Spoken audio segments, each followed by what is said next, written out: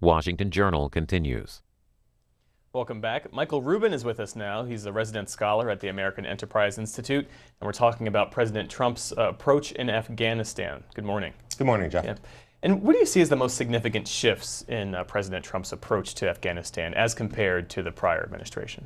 Well, first of all, President Trump was talking about leaving Afghanistan all throughout his campaign, and frankly, Barack Obama was also talking about really scaling back. What President Trump did, which was different, of course, was announce pretty much an open-ended engagement that would be conditions-based rather than timeline-based. So that was a major difference. The other major difference, of course, was the singling out of Pakistan. We're no longer going to be an even broker between Pakistan and India, especially when it comes to Afghanistan. And the last issue had to do with nation building, which President Trump came out strongly against. Some criticism of the speech, or his approach anyway, seems to be that people think it's sort of like tweaking at the margins. Do you think this is a big enough shift in strategy to really bring about a different approach in Afghanistan? Jeff, I think it's actually a very good start, but the problem and the concern I have with the Trump administration is that a single speech doesn't cut it. The issue is whether there can be sustained attention to this problem in an administration which quite frankly seems to go from topic to topic to topic with very little focus. The other concern I have is with regard to troop numbers. Look, when you have a problem, take a hornet's nest. You have two good options. One is to get rid of it. The other is to leave it alone. But you don't want to just compromise down the middle, lightly tapping it with a stick. Now, when President Trump is talking about, or at least his Pentagon is talking about, an addition of 4,000 more troops, the question is that going to be enough to change the conditions on the ground? And every military expert I've talked to has said no. Why do you think the Trump administration hasn't made those numbers public yet? Well, on one hand, President Trump was very coy during his speech with regard to those numbers, but it's hard to keep troop deployments secret. In fact, it's impossible to keep troop deployments secret. And so the numbers we see coming out of the Pentagon suggest just a few thousand more involved in training and so forth. But I think Trump is basically trying to have it both ways, simply because throughout his campaign he said we're going to bring those troops home, we're going to focus on American infrastructure. We've already spent tens of billions, hundreds of billions of dollars in Afghanistan. So he might be trying to do, on one hand, the right thing from the point of view of national security, while on the other hand playing politics with regard to his base. In your view, what does victory look like in Afghanistan at this point? Well, each administration, be it Democrat or Republican, has basically defined victory the same way, which is the ability of the Afghan government to monopolize the use of force within its territory so that we don't need to worry about other terrorist groups sinking roots down into it. Now, the Bush administration talked about defeating al-Qaeda, defeating the Taliban. Some people who have been advocates of withdrawal have said, look, al-Qaeda is already on the run. The Taliban aren't really our issue. The problem now is, however, that al-Qaeda seems to be resurgent and the Islamic State is starting to set down roots. The question many people have, though, is this an open-ended generational conflict, and can we afford that? Yeah, you mentioned that the president seemed to telegraph that this would be an open-ended commitment. Do you think that there is an end to the war in Afghanistan, or are we going to be in Afghanistan in much the same way that we're still in South Korea? The way which I look at Afghanistan is the problem is the vacuum. We do not want to create a vacuum, because when you do create a vacuum, it's not usually the forces of altruism which fill it. What was interesting with regard to President Trump's speech is really talking about a greater partnership with India. What I haven't heard from New Delhi is whether India is willing to play ball with that, whether India wants to fill that vacuum. Now, one of the other problems we have with filling this vacuum, especially if we're going to call out Pakistan for, frankly, what can be nefarious activities, is that Afghanistan, of course, is landlocked. I didn't hear any clarity on the logistical problems that come from, on one hand, not wanting to work with Pakistan, and on the other hand, supporting and supplying any forces we, India, or any other party have inside Afghanistan. We're talking with Michael Rubin. He's a resident scholar at the American Enterprise Institute, and we're taking your calls. The line for Republicans is 202-748-8001. Democrats call 202-748-8000. And Independents call 202-748-8002. We have Carlos calling from Miami Beach, Florida. He's on the line for Democrats. Good morning, Carlos. Carlos, you there? I guess not. Yeah, I'm here. Oh, okay. Go ahead.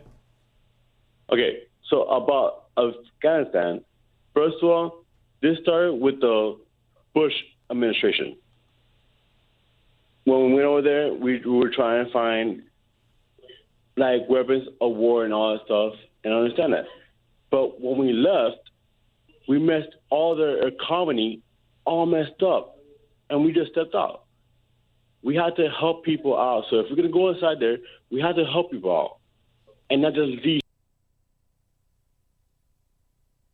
I mean, if I can extrapolate from some of Carlos's comments, one of the issues which perhaps we could address would be nation building. And the reason why this is so controversial when it comes to Afghanistan is that when you flood a country with money, sometimes the corruption that results from that can actually be more corrosive than if you don't flood the country with money. And actually, there's a lot of interesting lessons learned from the nation building experience in Afghanistan. For example, when there's been 2 villages, one of which had a well, one of which didn't, we went in and we decided we wanted to build a well in the other village. Well, that actually sparked greater insurgency because it disrupted the traditional power relationships. There was also another village where women were having to walk over an hour in order to get water. We figured we're going to make it easy for them, build a well. The well was poisoned. Who did it? Was the Taliban? No, it was actually the women, because by walking that hour to get water, that was their social hour, if you will, where they could be away from all the other men, and they didn't want that taken away from them.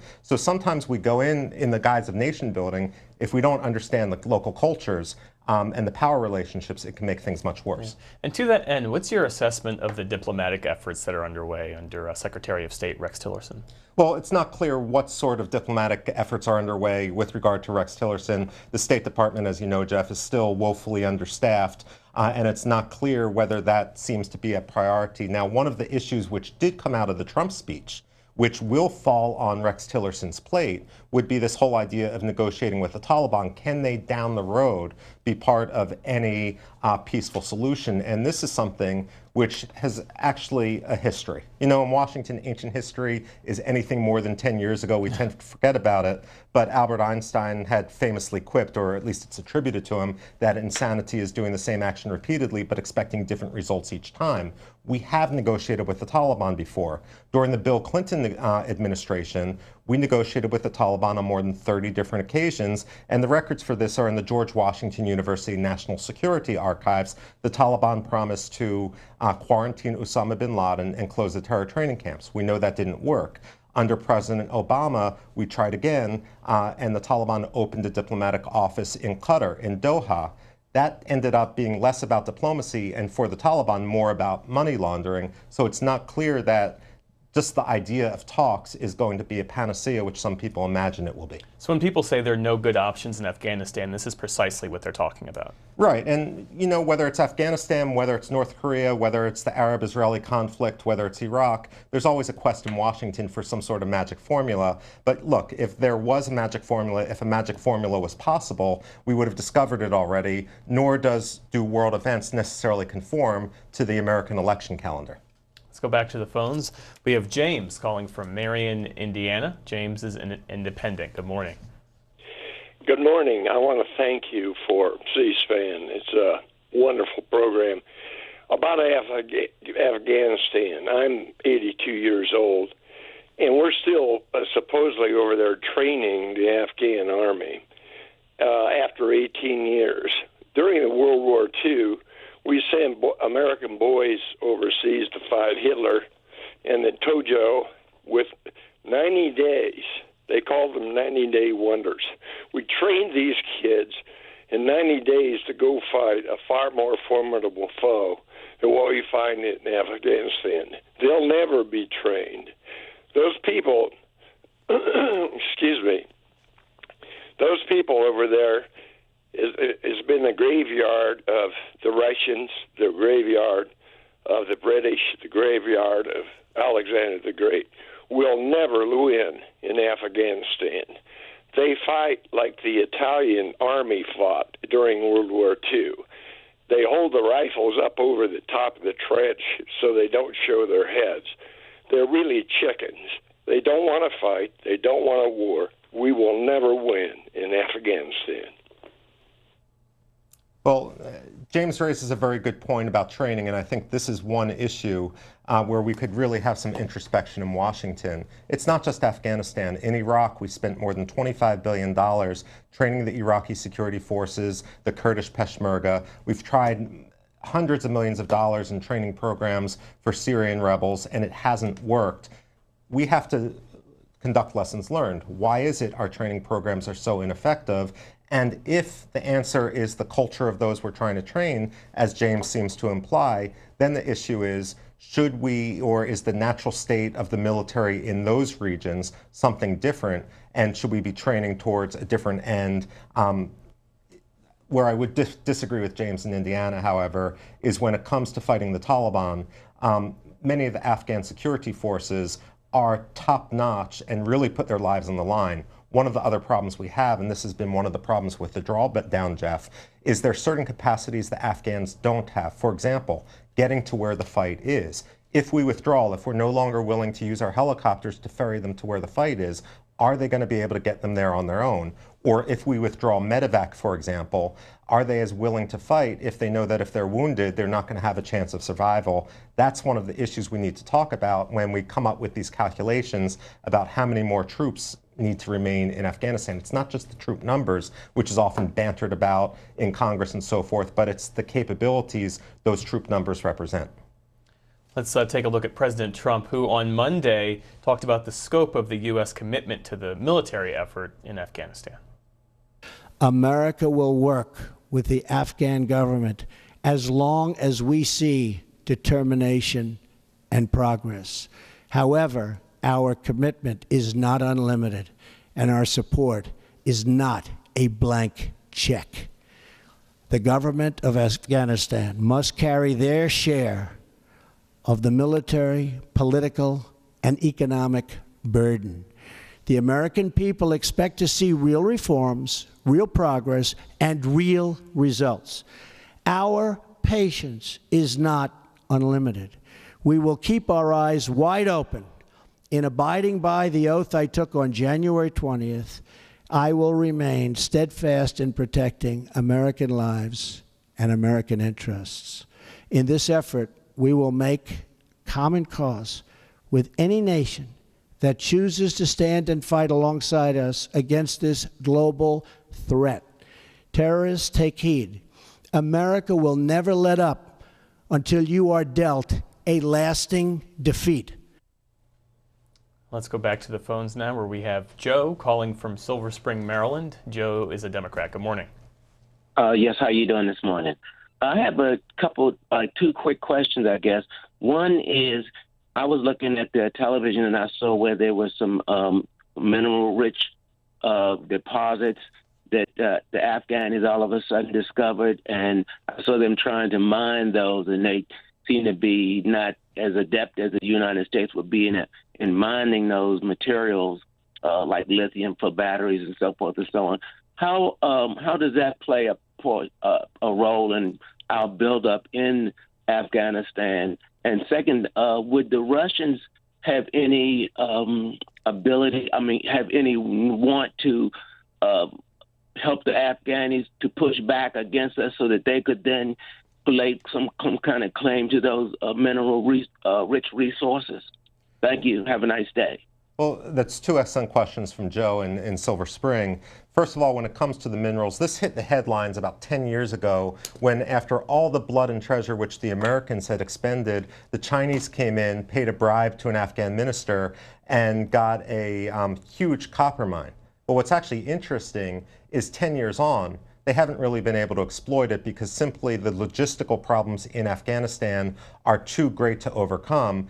All this talk which Joe is referring to about also the rare earth metals which are present in Afghanistan, that hasn't come to fruition, and so that seemed to be a bubble of optimism which didn't bear fruit in reality.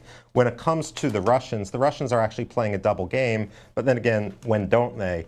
On one hand, they don't want to see a complete American defeat in Afghanistan because what they worry about is if the Taliban or the Islamic State or Al-Qaeda consolidate control in Afghanistan, that could bleed into what they consider to be their near abroad, the Central Asian republics which used to be part of the Soviet Union, such as Uzbekistan, such as Kazakhstan, Kyrgyzstan, Tajikistan, and Turkmenistan.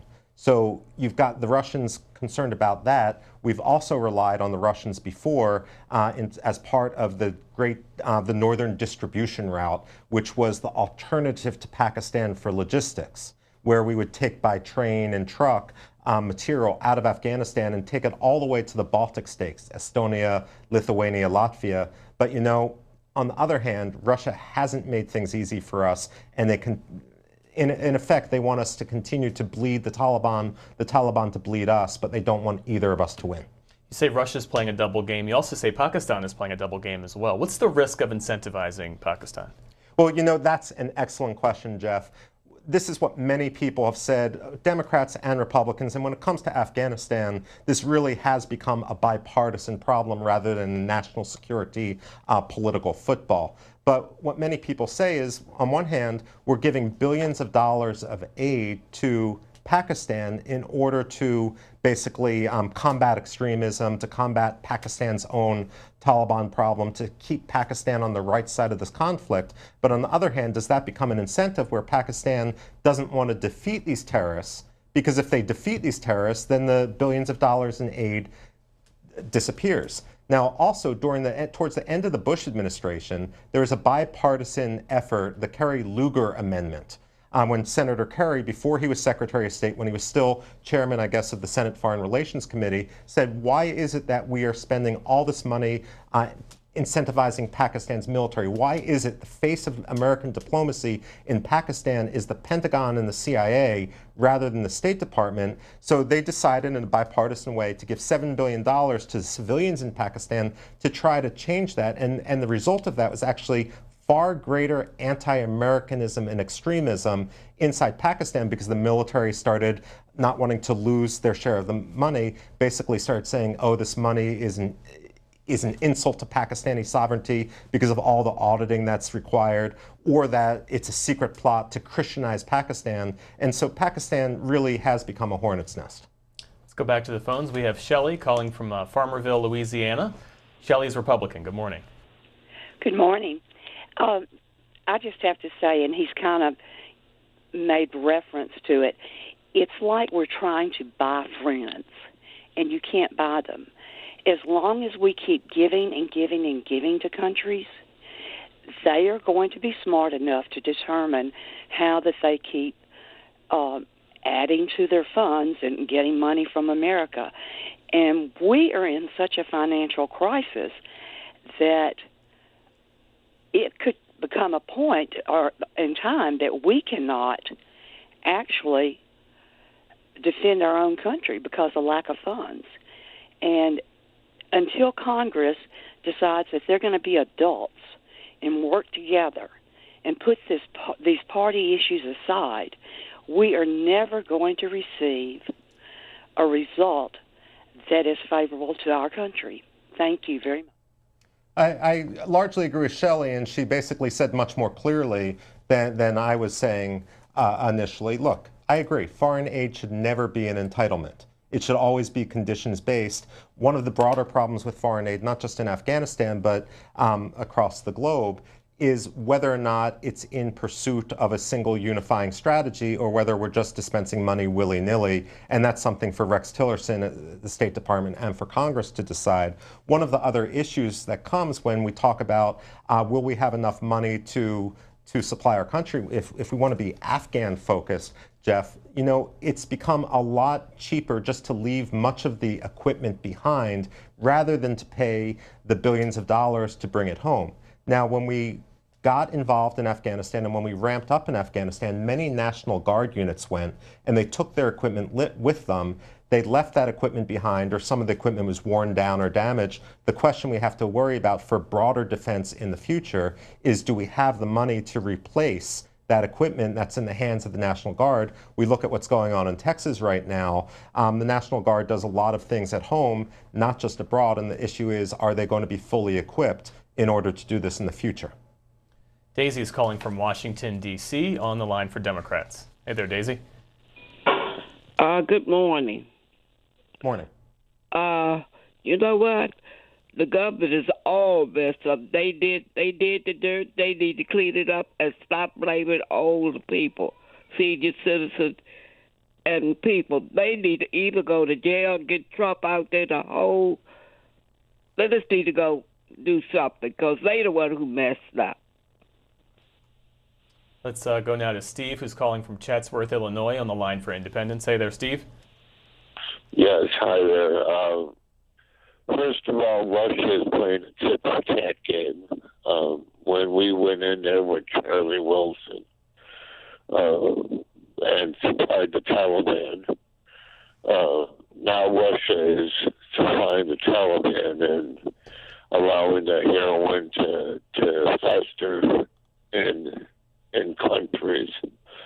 I don't know if it's coming basically into our country, but that's the only thing that can grow in that soil due to the salt conditions. But it's just a wasted war. It's wasted money. It's wasted human life, and it's tragic that we spent 17 years in there. Okay. I want to thank Steve for his comments. I want to draw out one point, but also correct one point.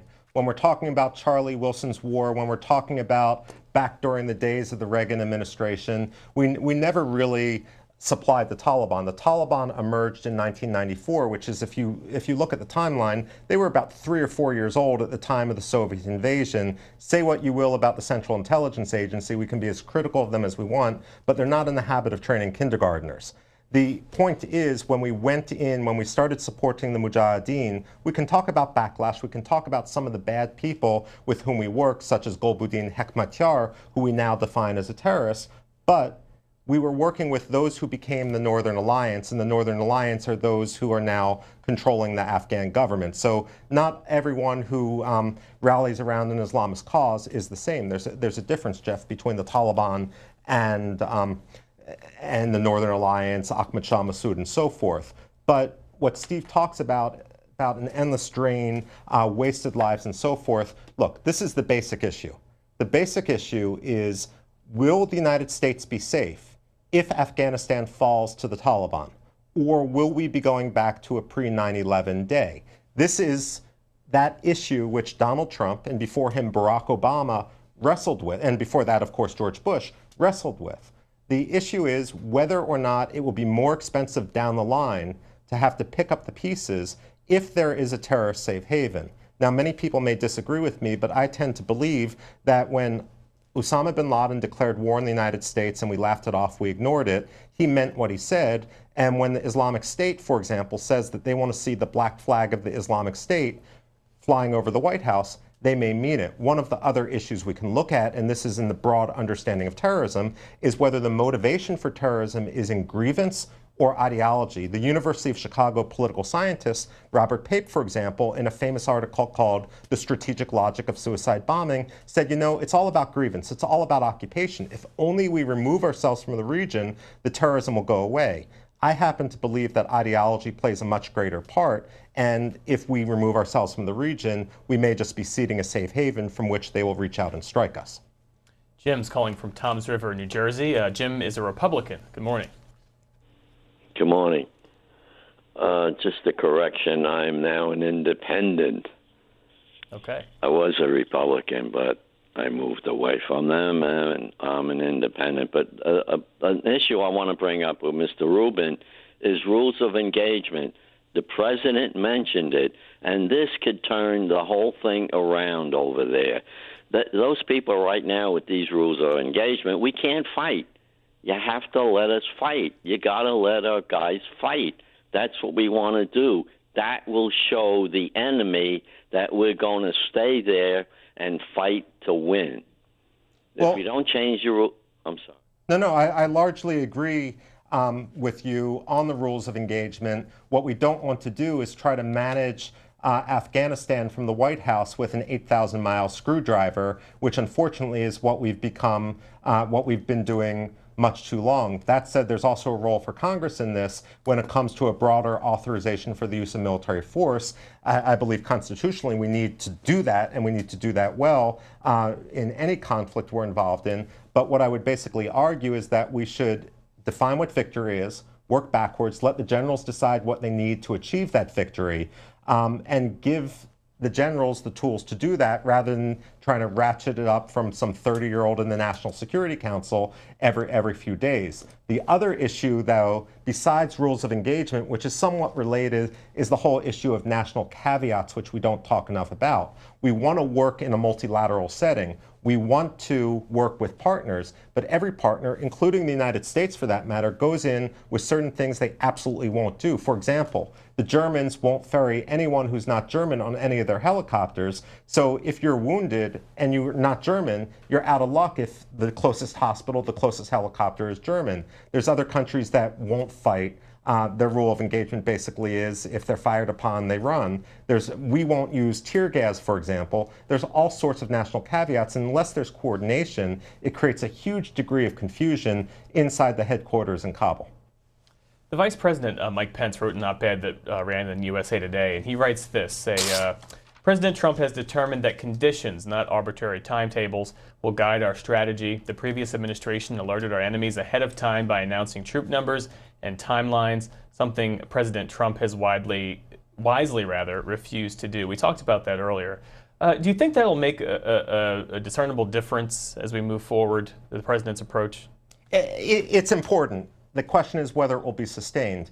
You know, if we go back to the surge in Iraq, when George Bush gave the speech announcing the surge in Iraq, which was unpopular at the time, he talked basically about a conditions-based approach. He talked about the goal being victory, but he didn't mention the timeline. When President Obama spoke about his Afghan strategy on December 1st, 2009 at West Point, he did the opposite. He didn't actually mention victory in the speech, if I recall correctly, but he did talk about the timeline.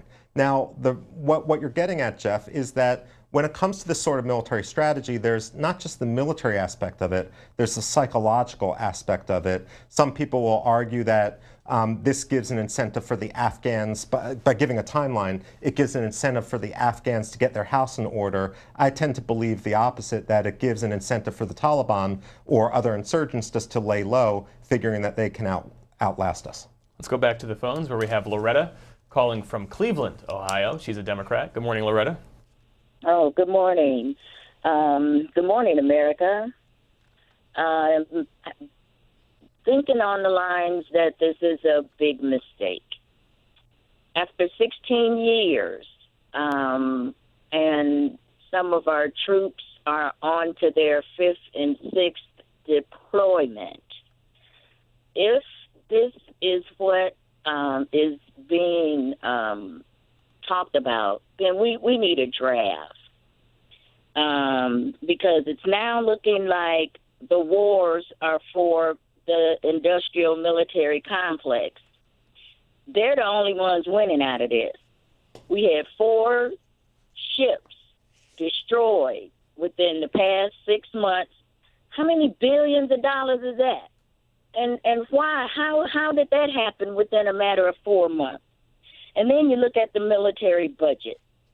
Trump has doubled down, tripled down on the military budget, and everybody.